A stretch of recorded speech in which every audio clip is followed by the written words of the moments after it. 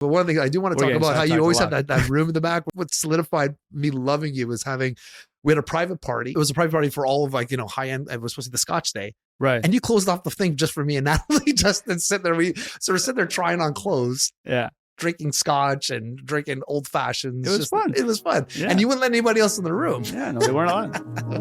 But yeah.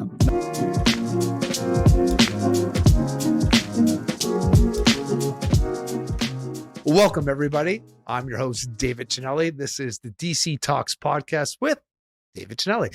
This is episode 60, believe it or not. Wow. Yeah, 60. That's pretty good. And I got a really amazing special guest with me today. We got Rabie Ahmed. What's going on? What's going on? So Rabie and I met a couple years ago now, right? It's been at least 4 years? No, it's been like 3 years. You think? Yeah. A little bit more. Well, I've been in my house for a couple of years, so it's about 3 years. I think around 3 years or so. Right. So a little bit about Rabie. Rabie now works. Are you a personal stylist? Is that what your brand? I'm a styling consultant. A styling consultant at Holt's. Yes. But we met at Sherway. We did at Nordstrom's. Oh yeah, good old Nordstrom. And what I liked, what I loved about Rabie and how we became good friends was that the way you sold to me, you didn't really sell to me, and I took a very similar approach when it comes to real estate. So, you weren't. So some of the things I hate when I go into stores is I hate when the vultures just jump all over you. You want this, you want that. I think that just kind of, even if you're looking for something, your almost immediate response is. To kind of I'm just kind of looking. And you saw with the family, you just said, hey, we were looking at some shirts. You're like, and we didn't even realize that they're all, those shirts are for a reason. It was like, there's a ton of them. They're all like, yeah, it's one of the made to measure. We didn't know we had a made to measure. Right. And you just took a soft approach at it and we just kind of, and then had a relationship flourish. I love that. Yeah. The funny thing is, I don't know if you remember, you weren't really shopping with me at the time when you came in. Right. And I just got to talking with you and it was just like, just to get to know you, kind of, see what you were doing. Yeah. But yeah, no, honestly, that's just my thing. Yeah. I try not to, because nowadays it's the age of informed consumer. People know what they're buying. People know what's out there. So you don't have to, attack somebody with especially for Nordstrom's the different, but Holt's where you're from now, it's like, I can see that. Yeah. It's a little higher end store, which drives me nuts about Harry Rosen a lot of times is there are some good sales reps there, but it has a different vibe when you walk in. You feel like everyone's just kind of following you around. Is that right? I don't know if that's part of their culture, but it's always felt like I've bought a couple things from Harry, but it's just like shoes and stuff. But I always felt it's a different vibe. It's weird. Like every store has its own kind of quirks. I've always noticed if you ever go to Saks, you could be dying on the floor and nobody would approach you. Yes. Yeah. You have to actually go look for people to help you. Yeah. Meanwhile, Harry's, you'll get followed around. Yeah. Yeah, at Holt's we try and keep it a balance. Yes. So one of the reasons why I wanted Rabie to join us today was that we were saying there's a lot of synergies between retail, and Natalie's noticed this too when she used to work at Guess, between retail and selling in retail and real estate and how we approach and how you approach your business is very much similar to what I do. And that's what I wanted to show. We wanted to showcase this on the show, saying, how we can our paths cross, but we're all still very similar. So people looking to, if you want to hone on your skills, maybe you want to be a realtor or something later on, maybe it's good to get in retail. Right. So what do you feel like? So would you agree with that? Absolutely. I think the approach of helping people as opposed to making sales, this is something that I learned a while ago at Nordstrom. They would tell you to open relationships and not close sales, which is, it kind of stuck with me. So you have to go into it with the intention of, let me help this person find what he needs, or let me help them, revamp their wardrobe, as opposed to, let me sell them this jacket, which is $1,000. And then, my commission is this much. Basically, once you get out of that mind state, you actually even become more natural in terms of talking to people, connecting with them. You don't come across as scripted. Right. Yeah. I find scripted's the worst because when people are so scripted, there might be people great at scripts. Right. But if something kind of gets them off script, they don't know. It's like a deer caught headlights. Exactly. They're looking they don't even know what to say. Start stuttering and stuff. Wait a second, I don't know how to. My training doesn't show me that. And you're like, the genuine just drops like that. And I hate the close-ended question can I help you with something, or can I start a fitting room for you? And it's just so cliche. Yeah. Yeah. And you almost don't want to, even if you're there to buy something, you almost just don't want to buy it because you just feel so attacked by that. Yeah. What does Kim always say? He's like, "Oh, you look like you're on a mission." Is that what he said? Oh my God. That's his signature. So there's hey, it works for him. Oh, it works for him. So Rabia has this great colleague. I love him. He's awesome. And we talk about like, strategy, how he and that's when he goes up to me, he goes, "Hey, you look like you're on a mission today." And like just gets him to open up. It's a new approach, and he's awesome at that too. And that works for him. Yeah. Everybody has their own. Yeah. Like, that's his icebreaker. He kind of gets into it. Yeah. Me, I'm more of a, I like to let people take their time, walk around. I like to be there in case they have questions, but I don't like to hover. Like, it's not, I don't want to be a helicopter sales rep. Sales rep. Do you want me to get you the size of that? How does that fit? Oh, holy cow, easy. Yeah. Right. But I also don't, what I love about you as well, like when we try things, like you try to get me to get out of my comfort zone all the time. Yeah, especially last time. But you do tell me, have those pants you got me to try on. But what I do love is that you'll tell me like, no, don't buy this now. Save your money here. I'd rather see you in this and see that. And you know more wardrobe. I think you need some of that. I like that because you remember a lot of the stuff that I need. Right. And some stuff I'll look at and you're like, no, we'll just wait a couple months. That'll be on sale. Yeah, exactly. Well, that happens because again, you're going into it with the mindset of like helping you. Right. Right. And if I'm suggesting you things I actually genuinely think you should have, I would remember what I suggested. Right. A lot of my clients, I almost always remember what's in their wardrobe because like we've had more than one or two sentences about that product of why they should have it or why they shouldn't have it. Right. Same with you. Like, there have been things where I was like, no, that's not worth the money. Yeah. And like, there's been things where like, I know this is a little pricey, but it's a good investment. Right. Yeah. Yeah. Yeah. Like with the 11D stuff, we 11D stuff. Well, there's a couple things you're like, buy this, don't buy that, wait for this. And like we end up, we spent a few $1,000 that day, but it was well worth it. We still wear it. Exactly. I love it. Even the Burberry stuff, which was Burberry stuff, and I was supposed to wear my Burberry shirt with you today. The one I haven't worn it. I've been waiting for vacation. That's why I haven't worn it. Yeah, it's short sleeves, so it's cold outside. Yeah. So I want to get a little bit into you, right? So a little bit of your background. Where were you born? How did it happen? How did you get into sales? So let's start off like, you're originally Canadian citizen. I was born in Pakistan, in Karachi. I came here 12 years now. Yeah. 12 years though. 12 years. I thought you were longer than that. I thought it was like for some reason it feels longer. It feels longer, but no, 20. Because of Trudeau, it feels longer, right? Yeah. No, honestly, no. It's like it's been crazy. I never thought I'd be where I am. And I got into retail by fluke. Like one of my friends at the time pushed me to go for a job fair, which was happening at the Bay. Back when the Bay had like personal status and all that. Went in, got a job there, kind of started to learn. At the time, it wasn't commission. Right. It was very like hourly. And how many years ago was that? This was 2014. So before that, so about 10 years ago. So let's back up a little bit. You came from Pakistan. Yeah. Did you go to school, like university? I went to school. I went to UTM, University of Toronto, for life sciences. I did a double major in psych and bio, which is funny because that psych degree ended up being probably the most useful thing. Absolutely. Even in just day-to-day interactions. Yeah. Yeah. You kind of like understand people and, get to know them, which helps you. Yeah. But yeah. It's funny you say that. One of the reasons that drew me to my old coach was he didn't just take a business approach or like saying, oh, he needs a door knock here. It was all about a psychological, how you talk to people, the pauses, listening. That's why I would drew me to him for sales, because I was kind of doing stuff, but the psychology of the sale is huge. It is. You need to, even like during lectures back in university, there's some lecturers that would just stand there and monologue and there's no pauses. It just seems it's about the same as watching a video on YouTube. Meanwhile, like there's some lecturers that would engage and they would pause and make sure people learn. Same with sales. Like you don't want to sound scripted. You don't want to sound like you're just standing there and speaking at people. You got to speak with them. Yeah. Yeah. Well, it's like here, I have some questions stuff, but we kind of go off script because what you're saying to me engages me and ponders and pokes questions on it. So it's very, very, exactly. It's not, none of this is scripted, obviously. Yeah. I didn't write down anything, hopefully, but like, I just wanted it to We're be talking about your life. You better not have to write things down to remember them. Imagine it's like, date this.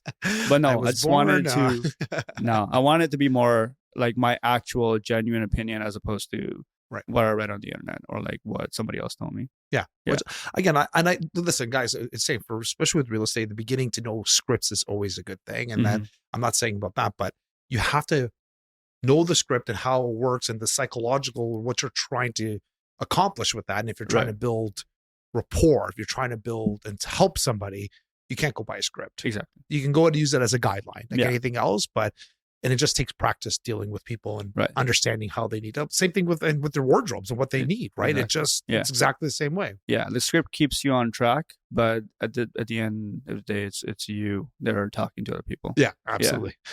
So back to this. Okay, so you went to so were you already graduated, or are you still in school? I've graduated. Yeah. I graduated last year. Did you find a job somewhere else? So what made you go into the Bay? Like, why did did you have a job at the time? Or at the time, no, the Bay was my first job. So all of my friends were working, somebody was working at Timmy's, someone's McDonald's, someone's retail. And I was the only one that didn't have a job. So they were like, man, you gotta go find a job. Cause like, mind you, like back in the day, OSAP would give you, I don't know how it is nowadays, but OSAP would give you just a little bit extra. Mm-hmm. And that's what I was just living off of. I didn't want to, go work, but. And correct me if I'm wrong. After you graduate, you have to pay. It's a year in which before you have to pay 6 months interest? you have 6 months to start paying. So the first 6 months, you don't have to make any payments and there's no interest. After 6 months, it starts accumulating interest. Yeah. So were you in that critical 6 month period, or are you just starting? No, luckily I knew what I was getting into. So I was able to pay off a lot of it beforehand. Good. Yeah. So I think maybe I have like $5,000 left. It's not a lot. Yeah. Cause like if I keep doing the minimum payment thing, I'm going to be paying for the rest of my life. I don't want to do that. Yeah. It's the same thing with credit card, guys. It's like the same idea of don't just want to pay the minimum balance because, it's compounded interest will kill you. You'll never get your head above water doing that. Yeah. It's also good for your credit, like just so that you're able to pay it off. Of course. Absolutely. Yeah. All right. So we're at the Bay. How long are we at the Bay for? I was Sherway, at the Bay. No, Bay Square One. Oh, nice. Yeah. Oh, okay. Well, it's funny because I'm back to Square One. Exactly. But no, I started from Square One. I was there until 2018. 2015 to 2014 to 2018. Mm-hmm. And then the Bay got rid of personal styling positions, or they used to call them personal shoppers at the time, which was a commission-based position. And then I went to work for Nike for a bit, like maybe a few months. Right. They needed help at opening up stores. At the time, Nike was opening up their retail locations. Right. And then somebody from Nordstrom reached out on LinkedIn. Which, I mean, I thought it was at the time I wasn't that much into LinkedIn. Like I was updating it, whatever, but I didn't think it was real. You didn't think it was legit? Yeah. So somebody reached out. They're like, oh, we'd like to come. We would like you to come and have coffee with us and, see our store. And I was like, there's no way that's a real offer. But I went just in case. And funny enough, I get there and at the time, whoever was working the desk he was a new person. So he didn't know the recruiter who emailed me. So he's like, oh, I don't think there's anybody by that name that works here. So you're like, and I was like, wow, I got played.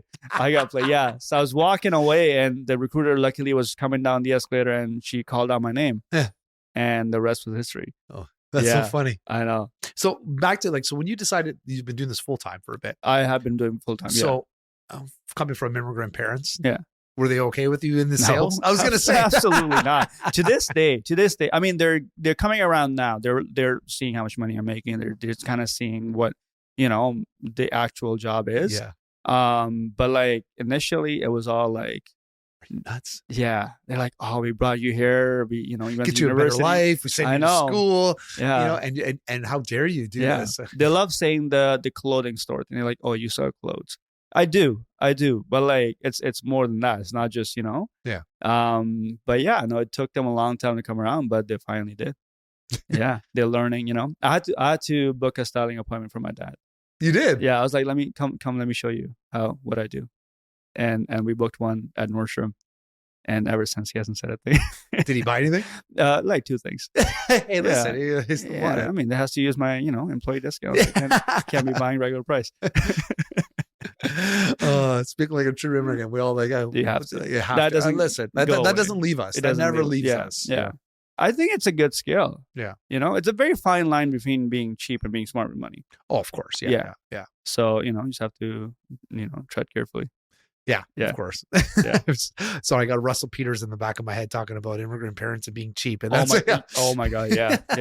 No, to this day, like, it's just like, I have conversations with them. I was like, do you not live in the world talking about a t-shirt should be $20? Where? Yeah. There's like, you can't find a $20 t-shirt anywhere. No. Yeah. I gifted my t-shirt. dad a pair of, the On running shoes. You've seen them? Yeah. Yeah. $200. He's like, oh my God, that's a lot. I was like, not really. That's pretty good for a pair of shoes. Well, we went out for our kids. So Mila needed running shoes for inside, right? Like, well, that's what we were at Square One the other day. Right. So you had to leave early and stuff. We just needed to buy her shoes. And I was like, so I was going to bring Natalie. Is that like, we're just trying to find running shoes. And that's like, I want it under $100. I'm like, what? We ended up finding a pair of Pumas for under 100, which she actually liked, which was hard. It was like $80, but I guess they're on sale. But yeah, it's even for kids. Like, she's not a kid, right? Yeah. Like, she's a kid. Sorry, she's not a kid. Her size of foot is not for kids. So to find adult shoes under $100 is like for running shoes. Yeah. Yeah. It's insane. It's changed a lot in the past, like, I want to say 4 years. Mm-hmm. What seemed to be a normal, average price has gone up by a lot. Yeah. Just in suits in general. Like, that's insane. Yeah. So back to Nordstrom. So you're over here. Like, what did anything different skill set that you learned at Nordstrom, which helps carry on? Anything different from the Bay? Like, what? I think the best skills I've learned, one of them is just clienteling, like knowing, what your client needs and just keeping up with them. Even now I tell a lot of my new colleagues they want to learn. I tell them, reach out to your clients not as a salesperson but as a friend. Mm-hmm. You don't have to always reach out and be like, I have this for sale. Yeah. I don't want them to look at your name on their phone and be like, oh, what else? What are you trying to sell me now? Exactly. Remember their birthdays. Remember what they like. Remember if they're going on a trip. Ask them how it was. Yeah. Just be more present and more natural and like, Well, we say like we get that a lot with the kids. We say that too. Like, in having kids, it's very important you're present in their life. If that's what we're teaching our kids, well, you should also be doing that when it comes to your business. Being present there, it just makes logical sense, right? Well, so Diva, your manager. Yes. I wanted her to come on the show too, but she just came out on vacation. Sorry, Diva. Yeah. I love her. But she reaches out all the time and she goes, I miss you. Miss you and Natalie. Come by. We miss you. Come see us. She genuinely does it. I know she does. I know. It's not even like a sales thing. She's like, oh, I wonder what Dave's doing. Well, she sees me every day online. She tells me. True. Yeah. But no, that's, we do come in. Sometimes we're like, oh yeah, let's pop in just to say, hey, what's going on? Right. We do appreciate that. As a consumer, obviously you've helped me with my wardrobe since it's gone so much better since I've known you. Yeah. But it's almost like a side effect of getting the relationship and building the relationship. Right. Yeah. I mean, the Chinellis are like family now. So yeah. Thanks. We love it. Yeah. Even the last time you were here, they were just, oh my God, the Chinellis are there. And then we're just chilling in that room for I never say Natalie, like, we're nothing special. Like, why do they like us so much? I don't know. There's something about you, man. Yeah. Yeah. Oh, that's a good thing. And even your Lorenzo was there the other day. We saw him too. Yeah. Yeah. Which is rare. So Lorenzo's there. Is he your GM at? He's the GM. Yeah. For the Square One location. Yeah. Yeah. So guys, if you ever have a chance, if there's a Holt Renfrew. I'm sorry, I'm biased. I love the Square One. The whole personnel at Square One. They literally treat you like family. Yeah. To a point. So another thing would help when you went to Holt's. Let's back up but one thing I do want to talk about how you always have that room in the back. Remember, I think what solidified me loving you was we had a private party. It was a private party for all of high end. It was supposed to be the Scotch day. Right. And you closed off the thing just for me and Natalie just to sit there. We sort of sit there trying on clothes. Yeah. Drinking Scotch and drinking old fashions. It was fun. It was fun. Yeah. And you wouldn't let anybody else in the room. Yeah, no, they weren't on. But yeah, no, honestly, that's the thing. Just like making the experience special. Yeah. Everybody can shop anywhere. Are you able to do more closed group, more intimate things at Holt's as you were at Nordstrom? Yes. Both Nordstroms and Holt's will give us a bit of a leeway in terms of how we want to proceed with our clients. We're holding an event mid-Feb for some of my clients. It's going to be in a private room. Yeah. So yeah, which is good. I mean, Holtz understands that you just have to stand out and you have to make things special for your clients. So I'm glad we're able to do that. Yeah. So the whole transition between Holtz and Nordstrom's, let's go back to that. The news came out. Oh, that was weird. I still remember that day. Still do. And I remember my sister-in-law sent me a screenshot because you and I were talking. We were at Nordstrom. Yeah. And I remember we were talking about going to Saks. We're like, those guys have to be going under. Yeah. You've been to the one at Sherway, everything. The shelves are depleted. Everything. Yeah. So we thought Saks is on its way out. Italy's going to come in, take care of all that area. Yeah. And all of a sudden, we got a text message from my sister-in-law, Nicole, and she's like, Nordstrom is pulling out of Canada. We're like, what the hell? So did you guys get any warning for that? No. So basically, Nordstrom is a publicly traded company, right? And the employees are obviously the public. So we can't know any before the regular public. We were working that day. I remember getting that email. I was literally with one of my clients, and we thought it was a hoax. We were like, oh, it's a random email. We get those all the time. Yeah. And then one of my clients called because she heard the news, and she was like, what's going on? I heard this. And then just one after another. Yeah. My phone was flooding, and everybody was like shocked.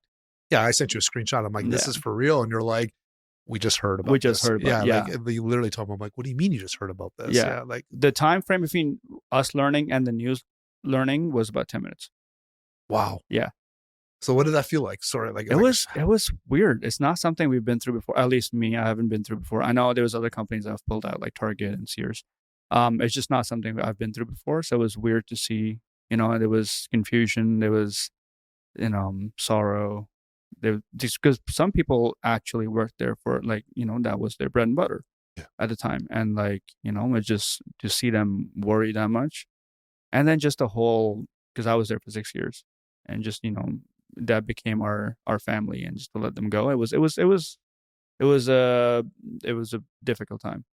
Yeah, but I don't know, because we didn't see it coming, because we all got our bonuses literally the week before they announced it. So then there was so much, there's so many rumors going around talking about why this happened. But the one we've heard the most is because they just weren't doing well in states, and they had to shut down the smaller market to support that loss. Right. Yeah, which is Canada. So. And now being on the inside, is there anything you saw like where they could have improved? Like what was their biggest thing? Did they just get too big, or what do you think it was? I think what people saw as their biggest opportunity was their return policy, which is great for consumers. It was open. You could have brought stuff 10 years from now. Get out! I didn't know that. It was open. But that also meant that we were taking a lot of loss from people that were just like buying stuff, especially like winter jackets. We would see it all the time. People would buy it, just wear it with the tags on, bring it back the next season. Yeah. And there's not much you can do about it because, as long as the tags are on and it looks unworn, you're fine. Yeah. I didn't know that was a policy. Yeah. The Nordstrom is known for their infamous tire story about this store in Seattle where a guy came in to return tires, and there used to be a tire store there, and then they broke it down and built a Nordstrom. So he went in and to ask about the store, and they said, well, it's not here anymore, but here's a gift card for those tires. We'll take them back. Yeah, this is an actual story that happened. So that's how a star was born. At that point. So their return policy and their customer service has been talk of town for a while. Yeah, I don't know if that's the reason they went under. I'm sure there's other factors, but we weren't privy to them at all. Yeah. So interesting. So how was your mindset at that point? Mm-hmm. So I know I talked to you about anything in the fire. Like, how did you pivot at that point? Like. So what was your mental state at that point? It was more of we weren't really thinking about, at least me, I wasn't really thinking about what I'm going to do, now, because I was fortunate enough to have my family support, and just I had a couple of careers lined up, but it was just more of everybody kind of came together regardless of what position they were in the store, started helping each other find a job, which was a beautiful thing to watch. The store manager was reaching out to their contacts, and we were reaching out to our contacts, and just everybody was getting each other, interviews, and it was that just gave it a sense of community and family, which was like nice to watch. Yeah. Because you don't always hear that in retail, right? Yeah. Like in my industry, I don't think anybody true. We do help each other, right? But it's not like that. Yeah. That's pretty. Yeah. I don't know if that's a retail thing or a Nordstrom thing, but it was a beautiful thing to watch. Yeah. So now that you're at Holt full time too, do you notice similarities? Like, is there any way you treat clients differently than you were there? Like, there's a big difference in clientele. We, for the lack of a better word, we call them our trapper clients. We didn't have a lot of those at Nordstrom. Nordstrom also being at Sherway, it was mostly your Burlington, Oakville clientele. Square One deals with a lot of downtown and also just the Brampton and all that area. So you see a wider array of people, right, at Square One, right, compared to Sherway. So you got to learn. That's where psychology comes in. You gotta learn to deal with different people different way. Yeah, you gotta switch. Yeah. And do you find that? What about like COVID? Obviously, so things are changing. Are you noticing the difference when it comes to online sales, even at Holt's? Like, are more people or are your higher end clientele who still prefer to come in and try things on as opposed to ordering things online? What changed during COVID? The biggest change was the curbside pickup, which to this day happens. Really? Yeah, all the time. People just don't want to come in. Also, just like knowing that they can return something, and also having people on the inside that know you. Like you could text me and tell me you want a jacket. I'll know exactly what fits you and what doesn't. Like you did for my shoes the other day. Exactly. Yeah. So like people, there's a lot of buy online, pick up in store, or curbside pickup, which still happens, and that's one of the biggest changes we saw. Also, just the uncertainty of COVID. People didn't know what was going to happen, in terms of money, in terms of health. So just that retail therapy mindset kind of went away. People would just come into shop just to shop. That doesn't happen a lot anymore. So yeah, just I think we're going to eventually go back to what normal was. Hopefully, as long as they don't shut down the world again. Exactly. Like predictive programming. But nowadays, you never know. I know it's true. They dangled it in front of us once. You never know if they're going to shut us down again. You just never know, right? Yeah. I get it. Yeah. So I was going to say too, but just transitioning between online stuff, people coming in, returning things. Do you find that some people are still kind of cautious about like trying things on in general because of COVID, or no? I don't think the caution's there. I mean, we always find one or two people that were, they'll be cautious, but in general, it's not there anymore. Good. Yeah. People are more open to coming in and being in stores and being in close proximity to each other. Yeah. And so for us, so we're realtors. We work, so for example, I work for Royal LePage. They finally gave us a health benefit. Not finally, some people don't. There was a mandatory health benefit, so a lot of us had to get our own. I already have my own medical care, which I provide for my employees. Technically, are you guys considered independent contractors when you work for Holt? Or are you considered employees in which you get benefits? Like, how does that work? We're still employees, so we get our benefits. We can choose. Actually, Holtz does this thing where you can choose the level of benefits you want. Just tier 1, tier 2. If you want to put more, it's more like car insurance. Right. Your deductible. So if you want to get a higher tier insurance, you can, choose to give away about $100 each paycheck or whatever it is. So their benefits are actually very good. They do a lot towards mental health, which, wasn't there back in Nordstrom. Well, before COVID and stuff, I don't think it was in most places. Right? True. Yeah. But like Holtz gives you a sum to put towards mental health services, which I really like about them. So if you did something like you needed like just a mental health day? Yeah, we do our, back in Nordstrom, we used to do mental health days. I haven't been at Holtz long enough to know if we do it, but I'm sure we do. Yeah. So how long, has it been there for what, about a year now? No, not even. I've been there 7 months, 8 months, 7 months. Really? Yeah. Oh, it just seems like it's been longer. Yeah. I mean, for us, nothing changed. We just transitioned. Exactly. We went from one to the other. That's true. I was still buying stuff. And although the one good thing about Nordstrom shutting down, it actually helped Natalie because she got with the warehouse with all your shelving and stuff. She saved a shitload of money doing that. Oh, did you actually get shows? Yeah, because she went in a few times because they were auctioning them off, and she was able to do that. Yeah. Apparently, they had good deals on TVs. Whatever the displays were inside. Yeah. Like 75-inch TVs for $200. I missed out on that. What I love about you too is you send us like these text messages, WhatsApp groups, and to close, and you're staying engaged with your clients. So that's one of the ways you do it, like saying what's on sale. Has that benefited you? Like, have you noticed people love that, or no, it's been wildly successful. That's another trend for 2024. Just the sales are a way to get the impulse buyer in. All the wants and not the needs. like if you want a red shoe, nobody needs a red shoe. But if you want a red shoe, you see a good deal, you buy it. Yeah. You know, so it's one of those things. Yeah. That's why if you've noticed this year, our sales have extended this far. Usually they end a lot earlier. So I don't even know if we're probably gonna keep it forever, but just having it's interesting because if you ever get a Rabie's like WhatsApp group, it's funny because it's like, yeah, some of the stuff like, again, you blanket a whole bunch of people, which is great. So you get female stuff, male stuff too. Mm-hmm. And it's, I'm like, oh, I'm surprised that's on sale. There's some good sale prices on there too. Absolutely. Obviously, if it's in your size, it's fantastic. Right. Yeah. That's another thing, like finding size when it comes to sales. Yeah. It's always the odd size, like either a double XL or a extra small, and you know. Yeah. But once in a while, you find a good deal. Yeah. Oh, keep that up. We love that. Absolutely. So that's a good way to engage. What do you find is another good way to engage with your clients? I think events, just bringing people in together, social events. We live in an age of social media and influencers. People buy things that they see other people wearing. You know, it's almost easier for somebody to buy a T-shirt because they saw their favorite influencer wearing it, as opposed to me telling them, "Oh, you should buy this." You know, So just bringing people together, giving them a chance to dress up, you know, mingle. That's been the best way for us. It just makes it more natural, makes it more about the actual social event and not the selling. I think that helps the sales a lot. I would agree with that. Yeah. I love that. Yeah. We implement that. You've been to a number of my events.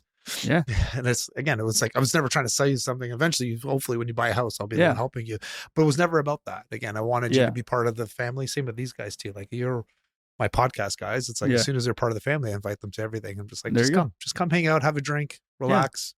No, I like that. Absolutely. Yeah. It's more, again, if you have a family member, hopefully I'll be the one who that needs to buy or sell. You give me that info. But that's not the goal. The goal is to build a relationship and the trust. Right. Absolutely. Yeah. The same for us. Like, it's more about opening that relationship as opposed to closing that sale. Yeah. You know? Yeah. So trends wise, Mm-hmm. what do you see is coming up for, spring? Are you seeing some good trends coming out? What would you expect to see for the new hot thing coming out? Anything like you can see down the pipe? The one thing we've noticed, or I've noticed, is a big focus on reuse, recycle. We're seeing a lot of pop-ups for vintage stuff, a lot of pop-ups for pre-loved. I don't know if you've noticed, there's a pop-up at Holt right now for Real Love. It's by an American company, Real. Mm-hmm. They're kind of associated with them. And that's been, it just gives them a sense of accomplishment, just that you're not, putting towards the carbon waste. You're actually reusing stuff. And and while you're at it, you're getting a great deal. So we're seeing a lot of that, and a lot of local brands are popping up. Holtz does this amazing thing where they give local brands a stage to showcase their stuff. Anything you would tell us to keep your eye on? There's big brands coming. I don't know if there's any clothing brands. Currently, we have a brand called Maneuver. They're a local brand that works with beard care or hair care. Yeah. But other than that, right now, I don't think we have any clothing pop-ups. But I know we have a couple planned for this year. But you'll stay in touch, obviously. Yeah, you'll of know course. Yeah. Well, if I don't stay in touch with you, Diva's going to be on the side messaging me. Absolutely. When you coming in? I miss Mike. She absolutely loves Natalie. I think she loves Natalie more than I love Natalie almost. I think she wants to talk to you, but just so that she can get to Natalie. Yeah, exactly. She goes, "Where's your favorite half?" So your better half. I'm like, yeah, great. Yeah. So this is great. Honestly, we have to actually start wrapping up soon too, because it's like, I know it's flowing through. You and I could talk. We do talk for hours on it. Actually, we always have a good time. I'm not talking about relationships because that's been interesting. We'll get into that next time. Oh yes. But do you find it hard dating then in the retail space? It's not so much hard. It's just you meet a lot of people, a lot of different people, and just it's just there's a lot of people that you meet that are very similar to you, but just you also meet a lot of people that are not. They could be great people, right? Just you don't vibe with them that much. So retail is a great place to meet people, but also it's tough because that just kind of, for the lack of better words, you have a lot of options. Yeah. I don't know if that's a good thing or a bad thing, but yeah. Well, I'll say, but if people are outside of retail, they don't always get the hours you have to work at, like how often. Right. I find that was hard too. Right. Right. Yeah. Yeah. I But, know that all too well when Natalie was in retail working Yeah. the Christmas vacation, like no vacations for her, especially No. on Christmas. You too. You were literally working. I've been nonstop. working almost every day. Yeah. Yeah. I have a vacation due. Yeah. Yeah. If Diva's watching. So wrapping up. Yeah. I know I said that a couple minutes ago, but okay, if you had any like career advice or somebody, an entrepreneur, somebody like yourself, what would you want them to, after watching this podcast, what's the one takeaway you would say, like from your life, that you would tell them, here's what you need to do?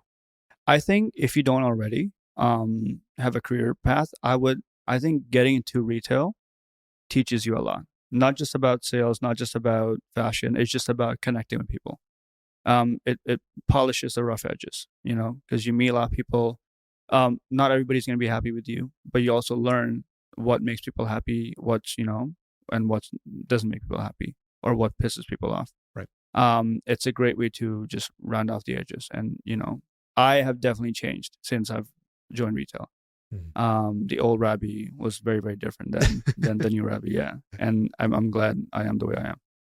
Well, it's funny. I forget, one of the entrepreneurs, one of those gurus said, he goes, if you want to learn a lot about life and other people and how to run a business, get into retail and sell. Absolutely. Learn to get in some sort of sales, something that it'll teach you a lot about yourself and how to work with people. Or get a degree in psychology, or both.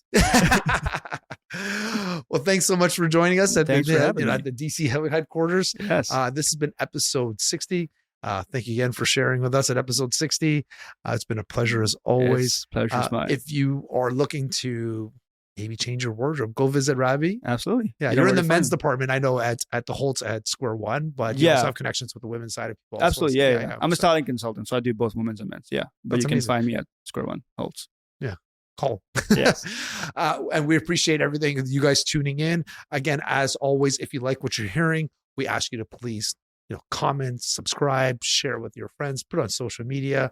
Follow me on Instagram as well at davidvicelli_realtor to see how you can watch this. For example, if you don't know how to, some people don't know how to watch this online, you go on I have a LinkedIn on my bio, and you can listen to anywhere in the podcast or watch it on YouTube. But until next time, we'll see you next week.